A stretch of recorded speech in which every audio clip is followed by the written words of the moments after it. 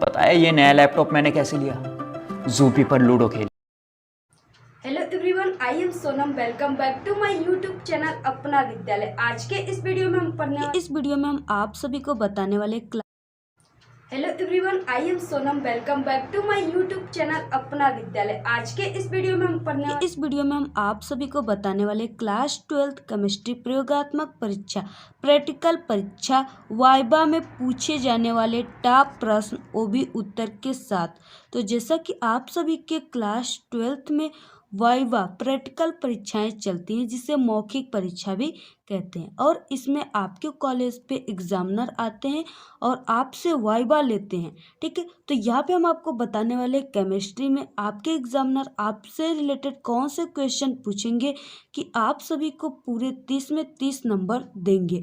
तो यहाँ पे हम आपको बताने वाले हैं कुछ ऐसे टॉप प्रश्न जो कि एग्जामिनर इसी प्रश्नों को पूछते हैं, और आप सभी लोग जिस तरीके से हम इसके आंसर को बताएंगे, अगर उस तरीके से आंसर को देंगे तो आपको 30 में 30 पूरा आपके प्रैक्टिकल परीक्षा में आपको मिलेगा।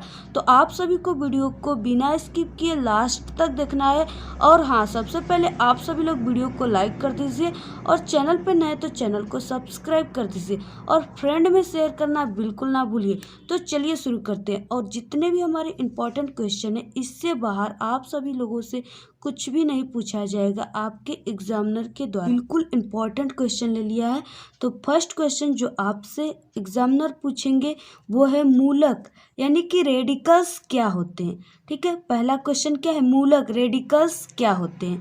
तो यहाँ पे देखिए, जो मूलक होता है हम बताएंगे आपको कि मूलक क्या होता है, और इसकी एग्जाम्पल उदाहरण भी हम आपको बताएंगे, क्योंकि एग्जामिनर आपके उदाहरण भी पूछेंगे।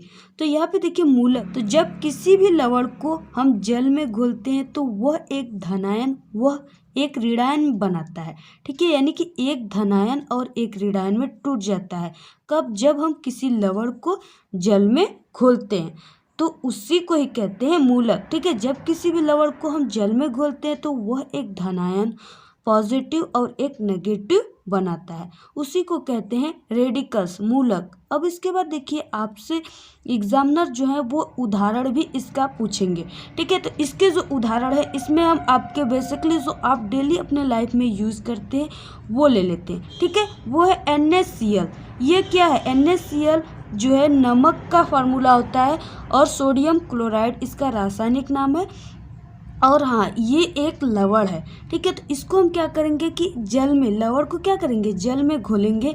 तो जब इसको हम जल में घोलते हैं तो ये धनायन और ऋणायन में क्या हो जाता है, टूट जाता है। तो यहाँ पे Na पे एक प्लस, ठीक है, और प्लस यहाँ पे Cl पे एक माइनस, यानी कि जो तत्व पे प्लस हैं वो क्षारीय तत्व कहलाते हैं, और जिस पे माइनस है वो क्या कहलाते हैं, अम्लीय तत्व कहलाते हैं। ठीक है, तो यहाँ पे देखिए Na प्लस यानी कि एक धनायन और एक ऋणायन में क्या हो गया, टूट गया, इसी को कहते हैं मूलक। फिर नेक्स्ट क्वेश्चन जो आपके एग्जामिनर आपसे पूछेंगे, बहुत ही इंपॉर्टेंट क्वेश्चन है, और जितने भी क्वेश्चन टॉप क्वेश्चन हम आपको बता रहे हैं, इससे बाहर आपके एग्जामिनर आपसे कुछ भी नहीं पूछेंगे, 100% आपको गारंटी देते हैं।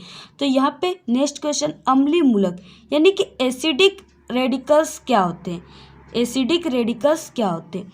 अम्लीय मूलक वे होते हैं जिन पे ऋणायन आवेश होते हैं, यानी कि अम्लीय मूलक क्या होते हैं, वे होते हैं जिन पे क्या होते हैं, ऋणायन आवेश होते हैं। तो यहाँ पे आप लोग पहचान कर सकते हो कि कौन सा अम्लीय मूलक है।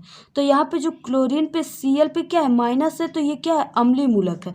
और भी हम आपको जैसे एग्जाम्पल दे दें, CaCO3। ठीक है, यहाँ पे हमने ये किसका फॉर्मूला है, कैल्शियम कार्बोनेट का। ठीक है, तो इसको हम ले लेते हैं। अगर इसको देखिए यहाँ पे तोड़ेंगे, यानी कि ये अपने धनायन और ऋणायन में जब टूटता है तो Ca पे 2 प्लस, और यहाँ पे प्लस CO3 पे क्या, 2 का माइनस। ठीक है, कार्बोनेटो।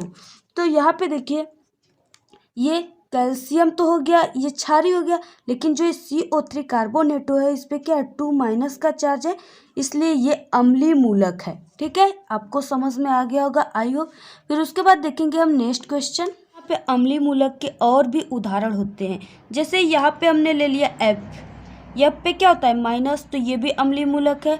आयोडीन पे क्या है, माइनस, ये भी अम्लीय मूलक है। और SO4 पे क्या होते हैं, 2 के माइनस होते हैं। ठीक है, तो ये भी क्या है, सल्फेटो, ये अम्लीय मूलक का उदाहरण है। इसके अलावा क्लोरीन तो आप लोग को हम पहले ही बताया ये क्या है, अम्लीय मूलक के उदाहरण है। तो आप इन सभी को याद कर लीजिए, ये अम्लीय मूलक के क्या है, उदाहरण है। फिर उसके बाद देखेंगे नेक्स्ट क्वेश्चन। नेक्स्ट काफ़ी इंपॉर्टेंट क्वेश्चन जो आपके एग्जामिनर आपसे पूछेंगे वो है क्षारीय मूलक किसे कहते हैं, यानी बेसिक रेडिकल्स क्या होते हैं। तो यहाँ पे देखिए क्षारीय मूलक वे होते हैं जिन पे धनायन आवेश होता है, यानी कि जो अम्लीय मूलक था उस पे क्या थे, ऋणायन आवेश थे, और जो क्षारीय मूलक है उस पे धनायन आवेश है। तो यहाँ पे जैसे आप कोई भी एग्जाम्पल ले सकते हो, जैसे हमने यहाँ पे CaCO3 वाला ही एग्जाम्पल हम आप सभी को बता दें, ठीक है, कैल्शियम कार्बोनेट। तो ये क्या है, ये Ca पे 2+ पे टूटता है और प्लस यहाँ पे CO3 पे 2-, ठीक है। तो ये जो कैल्शियम पे 2+ है ना, ये क्या है, क्षारीय मूलक के उदाहरण है, ठीक है। फिर उसके बाद और भी जैसे हम आप सभी को इसके अलावा भी क्षारीय मूलक के उदाहरण अगर आप जानना चाहते हैं तो जैसे यहाँ पे Ca2+ ये तो है, फिर उसके बाद CO पे 2+, ठीक है। फिर उसके बाद यहाँ पे Mg मैग्नीशियम पे भी 2+। तो ये सब क्या होते हैं, ये जितने भी उदाहरण है ये क्षारीय मूलक के उदाहरण है, ठीक है। फिर उसके बाद देखेंगे नेक्स्ट क्वेश्चन। आप सभी जितने भी क्वेश्चन है आप सभी क्वेश्चनों को बिल्कुल अच्छे से तैयार कर लीजिए, क्योंकि ये क्वेश्चन जो होते हैं वो कॉमन होते हैं बिल्कुल। अपने फोटो वीडियोस बनाना चाहते हैं, 1000 से भी ज्यादा टेम्पलेट्स में से चयन कर बनाएं। ये क्वेश्चन आपके एग्जामिनर जरूर पूछेंगे। अगर आप इन सभी क्वेश्चनों का आंसर आसानी से देंगे तो आप सभी को 30 नंबर आपके प्रैक्टिकल में बिल्कुल रखा हुआ है। फिर उसके बाद देखेंगे नेक्स्ट क्वेश्चन। नेक्स्ट क्वेश्चन जो आपके एग्जामिनर आपसे पूछेंगे काफ़ी इंपॉर्टेंट है, वह है क्रियात्मक समूह, फंक्शनल ग्रुप किसे कहते हैं। तो यहाँ पे देखिए फंक्शनल ग्रुप जो होता है, क्रियात्मक समूह किसी भी कार्बनिक यौगिक का वे भाग होते हैं जो अभिक्रिया में मुख्य रूप से भाग लेते हैं, ठीक है। जो अभिक्रिया में भाग लेते हैं उसी को कहते हैं क्रियात्मक समूह।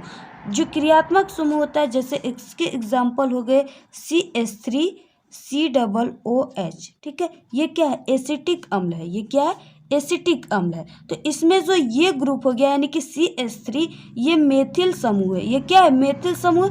और यहाँ पे COOH जो है ये कार्बोक्सिलिक समूह है। किसका, कौन सा समूह है, कार्बोक्सिलिक समूह है। इसी को यानी कि जो COOH है ये एक क्रियात्मक समूह है। कार्बोक्सिलिक समूह जो है वो क्या है, क्रियात्मक समूह है जो हर एक तत्व के क्या है, लास्ट में लगा होता है। यानी कि यहाँ पे CH3 मेथिल समूह है तो इसके लास्ट में क्या लगा है, COOH। तो यही है क्रियात्मक समूह जो कि मेथिल के क्या है, यानी कि तत्व के हर एक तत्व के लास्ट में लगे होते हैं। तो ये हो गए, इसी को कहते हैं क्रियात्मक समूह, फंक्शनल ग्रुप। और इसके अलावा और भी जैसे हो गए OH, ठीक है, हाइड्रोक्सी समूह हो गए, फिर उसके बाद CHO हो गए, ठीक है, अल समूह भी हो गए। तो इस तरीके से ये जो होते हैं ये अक्सर आप सभी लोग देखेंगे कि ये लास्ट में ही लगे होते हैं, ठीक है। तो यही होता है क्रियात्मक समूह। फिर उसके बाद देखेंगे नेक्स्ट काफ़ी इंपॉर्टेंट क्वेश्चन है, वो है एलिफैटिक व एरोमेटिक यौगिक क्या है, इसमें अंतर, यानी एलिफैटिक और एरोमेटिक यौगिक सबसे पहले क्या है इसको जानेंगे। तो जो एलिफैटिक यौगिक है, ठीक है, एलिफैटिक यौगिक जो है वो धुआं नहीं देता है। जो एलिफैटिक यौगिक है वो क्या करता है, धुआं नहीं देता है। और जो एरोमेटिक यौगिक है वो क्या करता है, धुआं देता है। कब, जलाने पर, ठीक है, जलाएंगे तभी तो धुआं निकलेगा। तो अब देखिए यहाँ पे एलिफैटिक और एरोमेटिक के एग्जाम्पल देखेंगे। फिर उसके बाद देखिए आप सभी के मन में ये भी क्वेश्चन उठता है कि एलिफैटिक जो है वो धुआं क्यों नहीं देता और जो एरोमेटिक है वो धुआं क्यों देता है, ये भी तो क्वेश्चन है।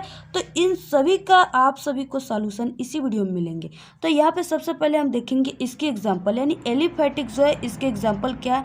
तो एलिफैटिक के एग्जाम्पल जैसे यहाँ पे CH3 हो गया, ठीक है, CH3 जो हो गया ये एलिफैटिक का क्या है, एग्जाम्पल है। फिर उसके बाद अगर यहाँ पे ये मेथेन हो गया, ठीक है, मेथेन समूह हो गया। फिर उसके बाद अगर एरोमेटिक का एग्जाम्पल देखें तो एरोमेटिक का एग्जाम्पल हो गया C6H6, ठीक है, ये क्या है, बेंजीन है।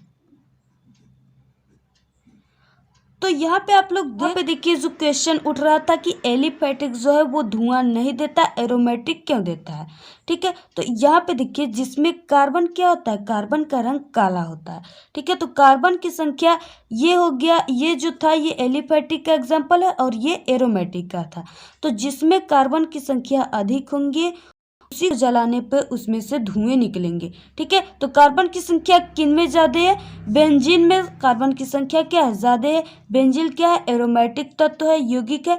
तो इसीलिए जिसमें कार्बन की संख्या अधिक है तो इसी एलिफेटिक जो है इसमें कार्बन की संख्या कम है, इसलिए इसको जलाने पे धुआं नहीं देता।